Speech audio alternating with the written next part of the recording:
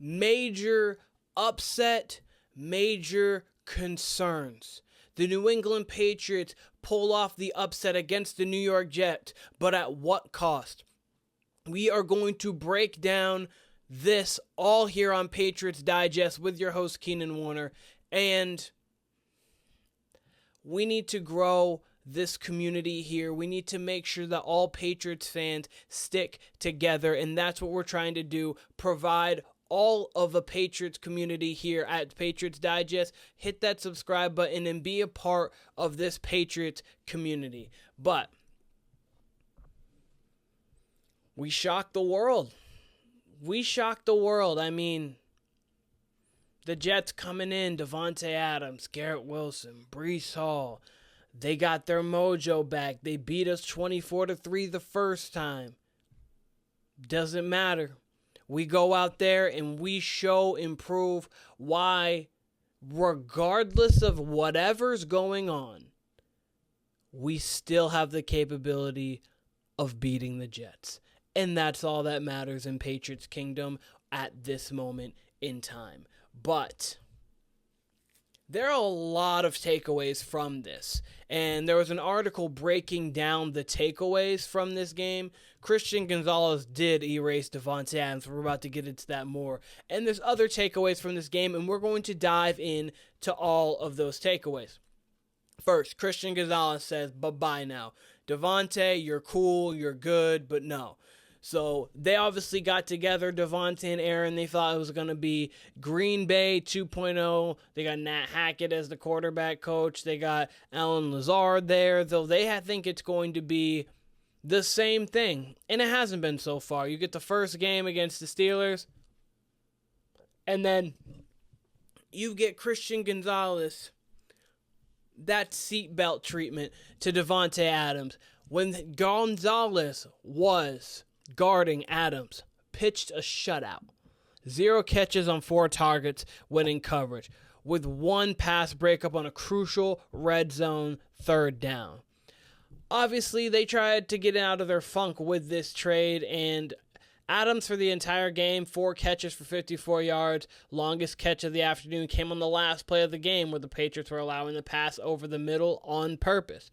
One of his other catches was in the zone of Martin Mapu.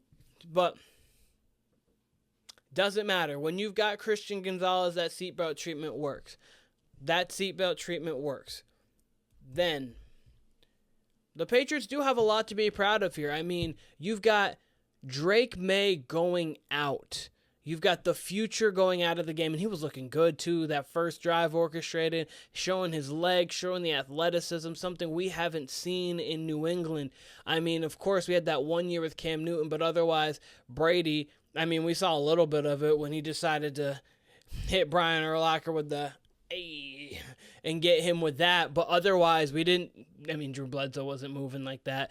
Mac Jones wasn't moving like that. Matt Castle wasn't moving like that. So it really didn't make... Oh, Bailey Zappi was probably the second fastest guy, which is crazy to say.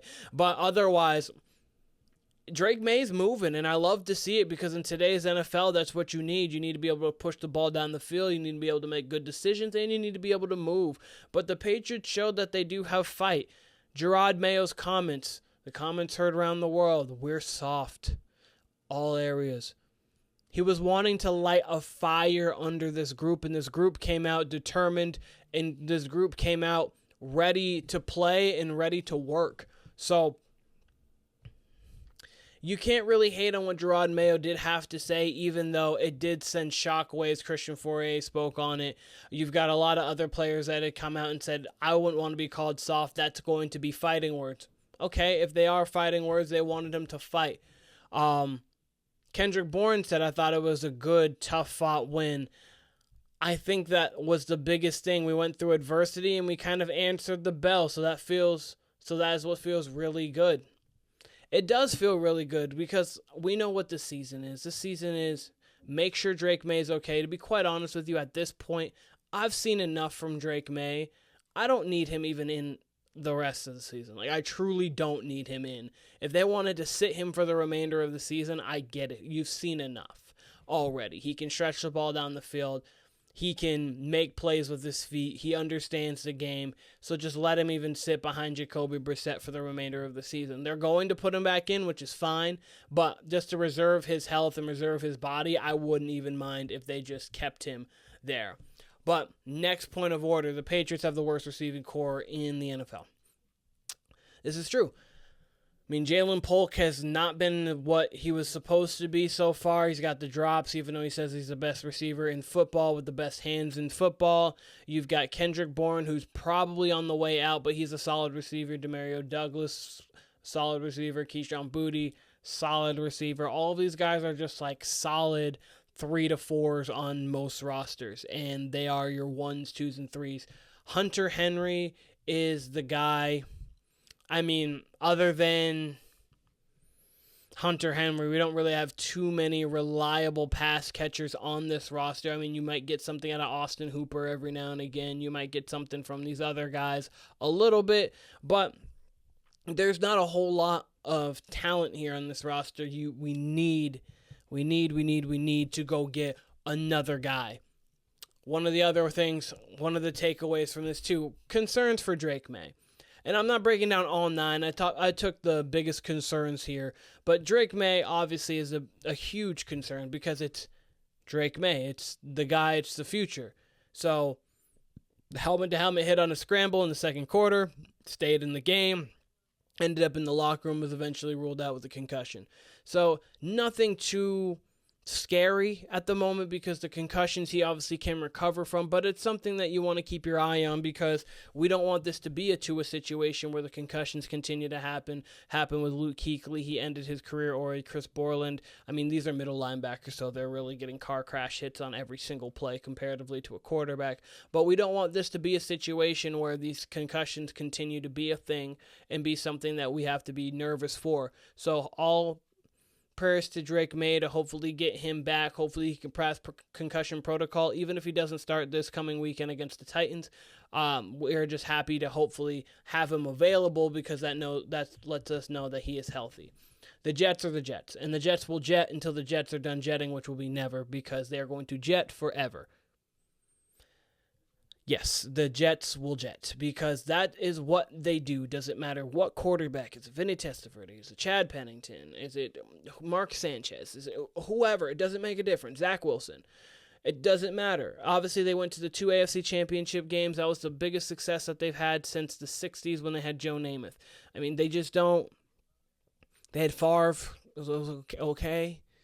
Like, it just doesn't make a difference. The Jets are just a bad organization, and they make bad organizational decisions, and they've done it for my entire lifetime, and they're going to continue to do it for the remainder of my lifetime unless they get new ownership and new leadership there. I mean, they have Devontae Adams coming back. They had Hassan Reddick coming back. I mean, even the fact that he held out until week 8 is enough. They thought that Devontae Adams was going to be the savior for this roster when the receiving core was not the problem. That was not the...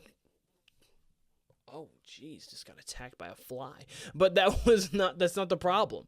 Their problem is that they have bad organizational structure and that they put their faith into a 41-year-old quarterback. I understand that Tom Brady... No, Aaron Rodgers is not Tom Brady, that's one. But I understand Tom Brady went to Tampa and people went after that, and then Matt Stafford went to the Rams, but the Rams had a great structure and they had a great coach. The Bucs had a good coach in Bruce Arians, and then they had Todd Bowles, a great defensive coordinator who has also proven to be a good coach in the league. As the Jets know, he actually did a fine job with the Jets. He was one of the more competent coaches the Jets have had other than Rex Ryan there too. But that's what was going on. They actually had competency. They had Mike Evans. They had Chris Godwin. They had a good offensive line. They obviously had Tristan Wirfs. They had Ryan Jensen. Then defensively, you've got Shaq Barrett on one side, JPP, who played well on the other side.